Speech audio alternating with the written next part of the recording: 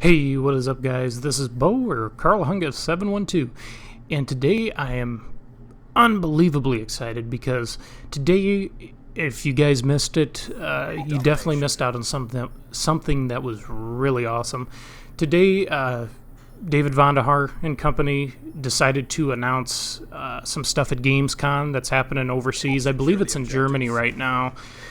But anyways, they had some pro players that got to test out Black Ops 3 today, and we learned about some of the esports things coming to the game, and a few new guns and some really cool features. And I gotta say, I'm pretty damn excited about this. Now I know, the last couple of years I've been real excited about Call of Duty, and I liked Ghost, as you guys know, but of course Ghost was a little bit of a disappointment, and then Advanced Warfare was for me anyways, it was a massive disappointment.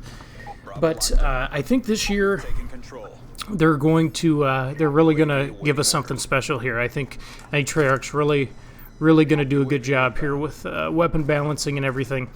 To start off first, in case you guys didn't watch the Gamescom event today, when it comes to competitive Call of Duty, I'm going to talk about competitive just a little bit here.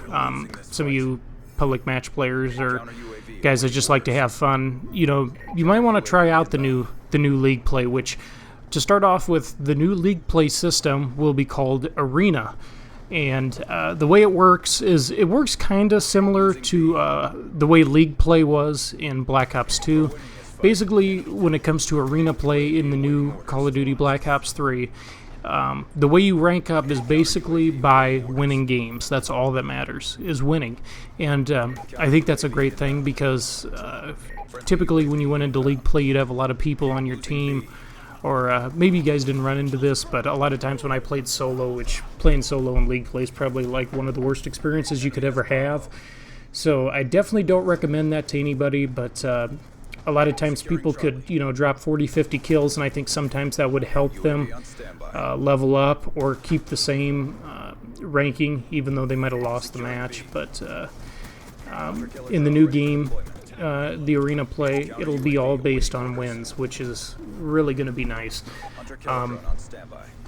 Also, when it comes to league play, it does look like Uplink is probably going to be in the rotation. It is in the game, so they are bringing Uplink back from Call of Duty Advanced Warfare. So all you guys who are really excited for Uplink in the current Advanced Warfare game, you guys are going to be really excited.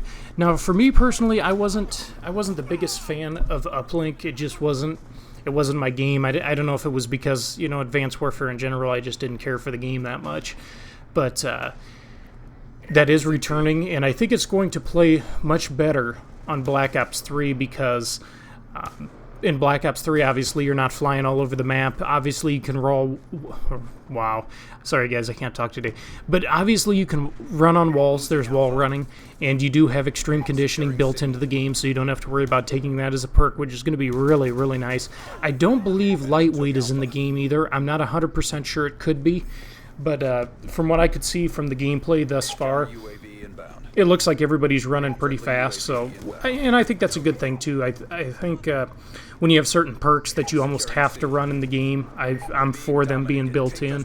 And I also think it's phenomenal that they took toughness out of the game because that was a perk. You didn't necessarily have to run it 24/7, but if you didn't, you were pretty much at a disadvantage. If you were in basically a longer range or crucial gunfight, you really needed toughness to help you win.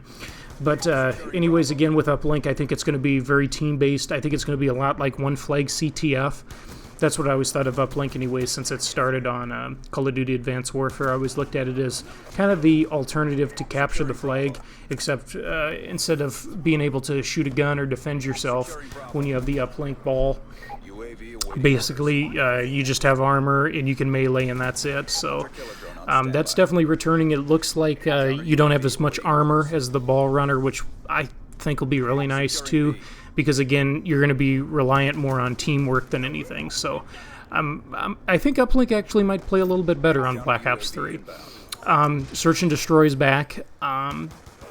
I think Vandahar was saying something along the lines of he wouldn't mind having it go back to just a 4-round win, but I think in competitive it's going to stay at 6. We'll see in public matches if it stays at 6 like Advanced Warfare did, or if it goes back down to just having to win 4 rounds like it was in Black Ops 2. So I'm excited for that. Hardpoint looks like it's going to be good. Now in Hardpoint, the difference is when you're in the Hardpoint, time basically freezes.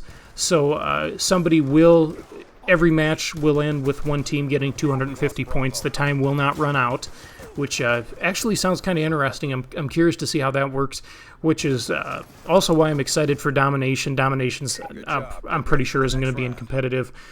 That's kind of an Infinity Ward thing, even though I love Domination, but there's no time limit on Domination. One team reaches 100, side switch, and then whoever reaches 200 after that wins the round. So I definitely am excited for that change. I think it's going to be a really good change. I really do. I think it's going to make things more interesting, and you don't have to worry about, tallying up scores and stuff up till the last second. Oh God, if we hold this hard point for 6.725 seconds, we're going to end up winning by a point or something. You guys don't have to worry about that, which I think is going to be really nice.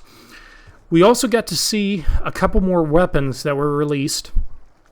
And one I'm very excited about is it looks like the M8 is returning again. Of course, a lot of you guys who played competitively remember the M8 for sure, but even in public matches, you'd see the M8 from time to time. Not as often as the AN94, which, God, that's a great gun too, the AN94. But anyways, the 4-round burst M8, I believe now it's titled the M8A7. So I'm definitely looking forward to using that gun. One thing I'm really hoping for is, and one thing I'll talk about too, there's a new banning system, which I think is going to be really cool. But just to start off, I hope the FAL clone, I believe it's called the Shiva, I hope that stays in competitive play because I love my single-shot weapons. I love my powerhouse weapons that, when you're accurate with them, they benefit accurate players. And I'm really looking forward to using that. But one of the last things here I wanted to talk to you guys about before I let you go is the new banning system in Call of Duty Black Ops 3, which I think is another phenomenal job. I mean, Treyarch really brought their A game on this, and I'm really getting excited and really looking forward to this. But now instead of course, you guys know when it comes to competitive play, there are certain perks, equipment, certain weapons that a lot of the pros like to ban from competitive play. Typically, your more cheesy weapons, sometimes it's LMG, sometimes it's shotguns. A lot of time, of course, most of the time, claymores, bouncing betties, shock charges, just crazy shit like that that's kind of cheesy and annoying. Most of the time, that's banned from competitive. Or I shouldn't say most of the time. I think it's always been banned. I don't know. I'm trying to think. Since I've been in the competitive scene, which hasn't been that long, but since I've been in the competitive scene, none of that stuff has been available for use ever. But in the new banning and saving, oh God, I'm trying to think what the proper word for it would be, but system, I guess. Basically, before the match starts, you'll have the 4v4 match, of course. And each player on each team will get to vote either to keep an item or to ban it. So let's say I'm playing one of the best submachine gun players in the game, or one of the best assault rifle players. I can vote to ban the weapon they've been using the entire tournament and basically fuck them out of using their best gun. Now, if they get to it first before I choose to ban it, or let's say I'm down the list and one of my other players is trying to save something for us, they can choose to save that weapon so nobody else can have it banned from the match, which I think is going to be really interesting because it's going to make players much more versatile than they usually are. So let's say, like in Advanced Warfare, for example, before our match starts, if I wanted to be a prick, I could say, hey guys, we're going to ban the BAL, and then the next guy could say, hey, I want to ban the ASM-1. So now, basically, your two dominant weapons from Advanced Warfare are now erased out of there, and you're going to have to rely on other weapons, maybe the KF-5 or the SN6, or my personal favorite gun in the Advanced Warfare, when I played, as you guys saw from my gameplay, was the HBR A3. I think that was the best gun in the game because of the high damage, and it was a pretty controllable gun. But, pros will have to start using that instead. And I'm just using that as an example to help you guys understand a little bit better. Or like in Black Ops 2 here. you know, let's say I'm an animal with this FAL, which I'm doing some work with it this game. It's not too bad, but, you know, let's say I'm just an animal and I'm ripping people apart with this FAL, and let's say it wasn't banned yet, even though it was. One of the other players on the team could say, God damn it, you know, this guy's Bo's really just fucking us, you know, over with his FAL. So when we get to the ban save round, let's ban the FAL, so now he's got to use a different weapon. And I think what that's going to do is that's going to make things very competitive, and it's going to require a lot of different skills that we haven't seen yet from the players. Also, when it comes to the specialists, the specialists can also be banned and kept. So let's say you don't want people doing the rejack thing, which if you guys don't know what rejack is, basically if you get killed, it's not quite last stand, but basically you'll be able to regenerate your health and basically keep yourself from dying. But of course, if you're up close to somebody, you can just basically shoot their body on the ground and they'll die. And basically, they have no, they don't have a pistol or anything to protect themselves. They're basically just, you have to give them like, I don't know, I think it's like 3 or 5 seconds or something, and they come back to life. But let's say you get sniped across the map at the beginning of the game. You know, somebody hits you with a really sick snipe across the map.